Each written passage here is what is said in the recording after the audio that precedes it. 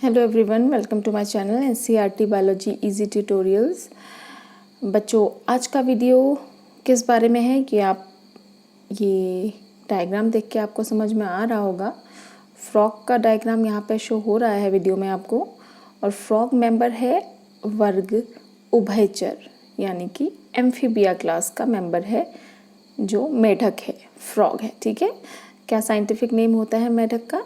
Rana tigrina. ठीक है, Rana tigrina इसका नाम होता है। उभयचर का ये मेंबर है। और आज के इस वीडियो में हम उभयचर वर्ग के बारे में ही डिटेल में पढ़ेंगे। उभयचर का मतलब होता है जल और स्थल दोनों जगह रहने के लिए जो अनुकूलित है, उसका शरीर उभयचर कहलाता है। ठीक है, एम्फीबिया वर्ग के अंदर ऐसे जीवों को रखा गया है। इनके कुछ मुख्य लक्षण जो हैं वो हैं बच्चों, इनकी त्वचा जो होती है बहुत ही पतली, सॉफ्ट और गीली रहती है, नमी युक्त रहती है हमेशा ही इनकी त्वचा।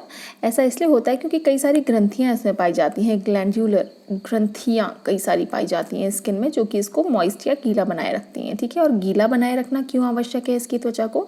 ताकि इसकी त्वचा के द्वारा श्वसन होता रहे। ठीक है, त्वचा से श्वसन होता है, इसमें क्यूटेनियस रेस्पिरेशन कहते हैं, त्वचीय श्वसन या क्यूटेनियस रेस्पिरेशन होता है। इसीलिए इसकी त्वचा को गीला रहना बहुत आवश्यक है ताकि ऑक्सीजन और गैसेस का एक्सचेंज होता रहे। ठीक है, बाह्य कंकाल यानी कि एक्सोस्केलेटन जो है वो यहाँ पे अनुपस्थित होता है एम्फीबियंस में। ठीक, दो जोड़ा इनमें लिम्स पाए जाते हैं। अभी हम जब पढ़ रहे थे क्लासिफिकेशन, तब हमने पढ़ा था कि लिम्स की उपस्थिति के आधार पर, लोकोमोटरी ऑर्गन्स की उपस्थिति के आधार पर हमने दो ग्रुप्स बना दिए थे। एक जगह हमने फिशेस रखे थे और एक जगह हमने टेट्रापोडा रखे थे, है ना। टेट्रापोडा जिसमें कि लिम्स के द्वारा मूवमेंट हो रहा है। ठीक है, तो यहाँ दो जोड़ा पाद पाए जाते हैं, अग्रपाद और पश्चपाद। लेकिन इनके जो लिम्स होते हैं, अग्रपाद और पश्चपाद, इनमें क्या होता है, पेंटाडेक्टाइल होते हैं, लेकिन इनमें नेल्स नहीं होते, नाखून नहीं होते और पंजे नहीं होते हैं। ऐसे claws and nails are absent, but webbed feet इनमें पाए जाते हैं अच्छे खासे। ठीक है, अंतःकंकाल जो होता है वो हड्डियों का बना होता है, बोन्स का बना होता है। मुंह इनका काफ़ी बड़ा होता है। इसका मतलब क्या है कि ये कार्निवोरस होते हैं, यानी कि मांसाहारी जीव होते हैं, इसलिए मुंह इनका काफ़ी बड़ा रहता है। ठीक है, जो छोटे एनिमल्स होते हैं, यंग एनिमल्स जो होते हैं, वो जलीय होते हैं अधिकांश, और ब्रेंकियल रेस्पिरेशन इनमें होता है।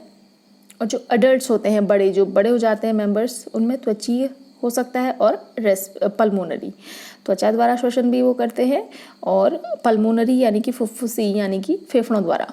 पल्मोनरी रेस्पिरेशन मतलब फेफड़ों के द्वारा सांस लेते हैं। फेफड़े इनमें पाए जाते हैं अडल्ट्स में, तो त्वचा द्वारा भी करते हैं और फेफड़ों से भी पल्मोनरी रेस्पिरेशन भी पाया जाता है। डिपेंड करता है कि कौन सा रेस्पिरेशन किस तरीके से श्वसन कर रहे हैं। ठीक है, दोनों तरीके से श्वसन करते हैं। मेन इंपॉर्टेंट चीज़ आपको बतानी हूँ, इंपॉर्टेंट कैरेक्टर, वो है हार्ट। इनका जो हार्ट होता है, हृदय, वो 3 चैम्बर्स में पाए जाते हैं। इनके हृदय में 3 भाग यानी कि 3 चैम्बर्स पाए जाते हैं, जिनमें कि 2 अलिंद और 1 निलय होता है। 2 ऑरिकल्स एंड 1 वेंट्रिकल। ठीक है, 2 अलिंद 1 निलय होता है। ठीक, द्विपरिसंचरण इनमें भी पाया जाता है। द्विपरिसंचरण यानी कि डबल सर्कुलेशन, इसको हम कहते हैं कि same blood goes twice from the heart, कि एक ही रक्त जो है, सेम ब्लड 2 बार उससे फ्लो करता है हार्ट से। ठीक है, द्विपरिसंचरण इसे हम कहते हैं।